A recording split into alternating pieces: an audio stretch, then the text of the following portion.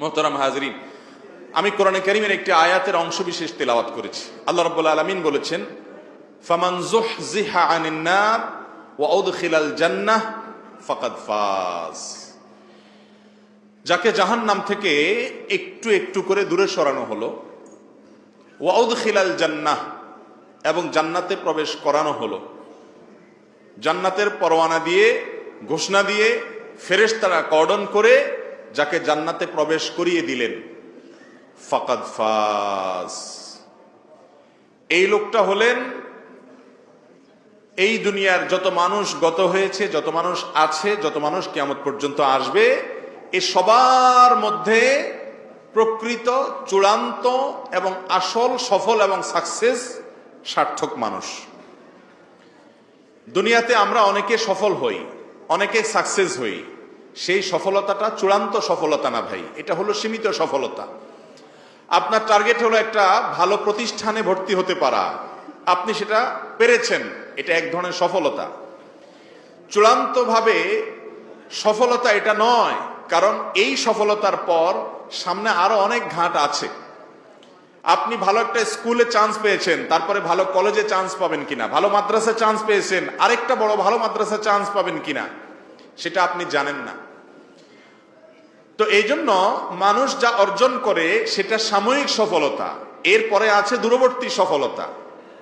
একজন মানুষ ভালো প্রতিষ্ঠানে চান্স পেলেন, ভালো ফলাফল করলেন, হায়ার এডুকেশনের জন্য আরো ভালো প্রতিষ্ঠানে চান্স পেলেন, সেখানেও ভালো ফলাফল করলেন, তারপরে ভালো চাকরি খুঁজলেন, সেটাও পেয়ে গেলেন, তারপরে তিনি চূড়ান্তভাবে সফল হয়েছেন এটা বলা যায় না, কারণ এরপরে তার দাম্পত্য জীবন পড়ে আছে। দাম্পত্য জীবনে সুখী হবে কিনা জানে না। যদি আল্লাহ তাআলা একজন ভালো জীবন সঙ্গিনী মিলাই দেয়, তাহলে সেক্ষেত্রে বাহ্যিকভাবে এক্ষেত্রেও তিনি, এ ঘাটেও তিনি সফল হয়ে গেলেন, কিন্তু এরপরেও ঘাট বাকি আছে। ছেলে মেয়ে মানুষ হবে কিনা তিনি জানেন না।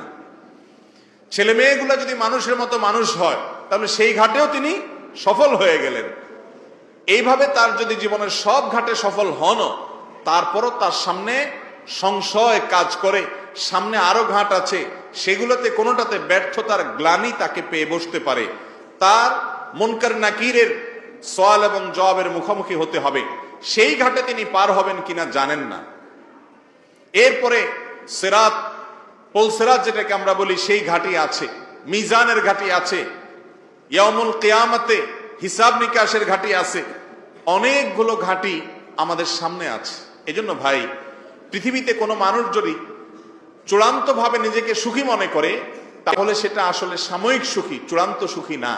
চূড়ান্ত সুখী হবে সে, যাকে যেদিন রব্বুল আলামিন কিয়ামতের ময়দানে ঘোষণা দিয়ে বলবেন, বান্দা তোমার নাজাতের ঘোষণা হলো, অমুকের ছেলে অমুক, তোমাকে নাজাতের ঘোষণা দেয়া হলো, ডান হাতে তোমার জান্নাতের এন্ট্রেন্সের সার্টিফিকেট দেয়া হলো, তুমি এখন জান্নাতে প্রবেশ করতে পারো।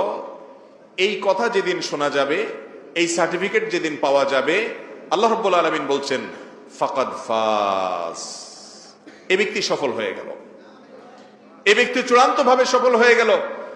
আর যদি ওই ঘোষণাটা না শুনি, তার আগ পর্যন্ত আপনি কবরের ঘাটিটাও ভালো করে পার করতে পেরেছেন, দুনিয়া তো বটেই, তারপরও আপনার সামনে ভয় কাজ করবে। আল্লাহ রাব্বুল আলামিনের সামনে হিসাব দেওয়া নিয়ে যেখানে নবীগণ ভয়ে সন্ত্রস্ত থাকবেন, ছুটাছুটি করতে থাকবেন, নবী করিম সাল্লাল্লাহু আলাইহি সাল্লাম যেখানে আল্লাহর কাছে দোয়া করেছেন, আল্লাহুম্মা হাসিবনি হিসাবান ইয়াসীরা, আল্লাহ আমার হিসাব গ্রহণকে আপনি সহজ করে দেন। নবীজি যদি দোয়া করেন আল্লাহর কাছে, আল্লাহ সহজ করেন, তার জন্য যদি সহজ করার জন্য তিনি দোয়া করেন, তাহলে আমাদের অবস্থা কত কঠিন হতে পারে। মোহতারাম হাজরিন, এই জন্য একজন ইমানদার তিনি সবসময় চিন্তা করবেন, আমি কোন জায়গায় দাঁড়িয়ে আছি, আমি কি ধীরে ধীরে জান্নাতের দিকে আগাচ্ছি নাকি ধীরে ধীরে জাহান্নামের দিকে আগাচ্ছি। আমি যেই জায়গাটা দাঁড়িয়ে আছি, এই মুহূর্তে আমার মওত হলে আমার নিয়াহ, আমাদের আমল, আমার তরিকে কার বা কর্মপন্থা, কর্মপদ্ধতি, এই তিনোটা কি জান্নাতে যাওয়ার উপযোগী নাকি জাহান্নামে যাওয়ার সহায়ক।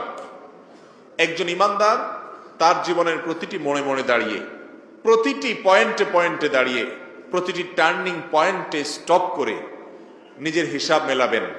এবং তিনি জান্নাতি নাকি জাহান্নামী, তার যাত্রা কোন দিকে, গতি কোন দিকে, সে হিসেব মেলানোর পর যদি ভুল পথে থাকেন তাহলে গন্তব্য পরিবর্তন করবেন।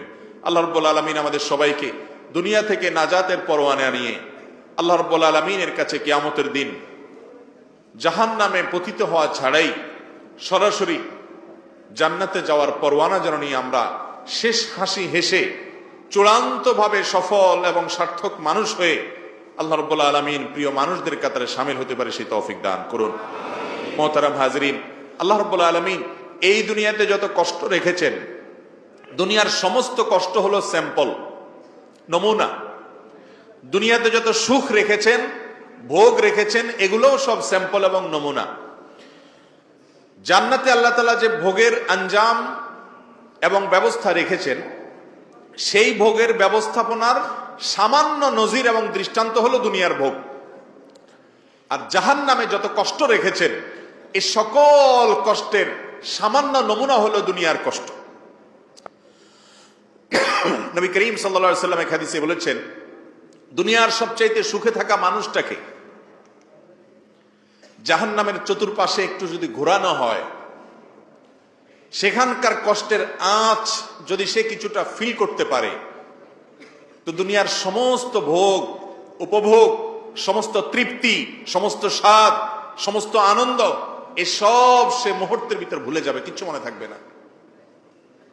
আর এর বিপরীতে একটা মানুষ জনম দুঃখী, চিরকাল শুধু কষ্ট করেছে, জুলুম সয়েছে, অবিচার সয়েছে, আল্লাহর তরফ থেকে অগণিত পরীক্ষা মোকাবেলা করেছে, সুখের দেখা কখনো পায়নি বললে চলে, খুব সামান্য সংখ্যক সুখ, আর গোটা জীবনটাই দুঃখে দুঃখে গেছে।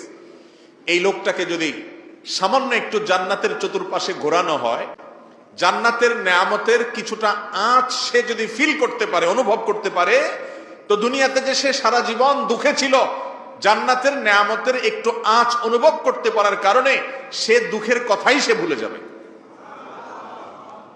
ভাইরা আমার, চাউলের আড়তদাররা যেরকম টেবিলের সামনে ছোট ছোট বাটিতে কিছু চাউল রাখেন, ডালের আড়তদাররা যেরকম কিছু ডাল রাখেন, এগুলো থাকে স্যাম্পল, ভেতরে থাকে অনেক পরিমাণ চাল এবং ডাল। আল্লাহ রাব্বুল আলামিন এই দুনিয়াতে যত রকমের নেয়ামত দিয়েছেন, নেককার স্ত্রীর নেয়ামত, খাদ্য এবং সুস্বাদু পানীয়র নেয়ামত, নানা রকমের ভোগ বিলাসের যত নেয়ামত দুনিয়াতে আল্লাহ রেখেছেন, এগুলো সবগুলো হলো স্যাম্পল। এমনই স্যাম্পল যে স্যাম্পলের সাথে অরিজিনাল কোনো তুলনা চলে না, এইরকম স্যাম্পল, শুধু বোঝার সুবিধার জন্য আল্লাহ দিয়েছেন। আবার একইভাবে দুনিয়ার যত কষ্ট দিয়েছেন সেগুলোও স্যাম্পল। আসল ভোগের জায়গা, আসল নেয়ামত, আসল শান্তির জায়গা জান্নাত, আর আসল দুঃখের জায়গা হলো জাহান্নাম।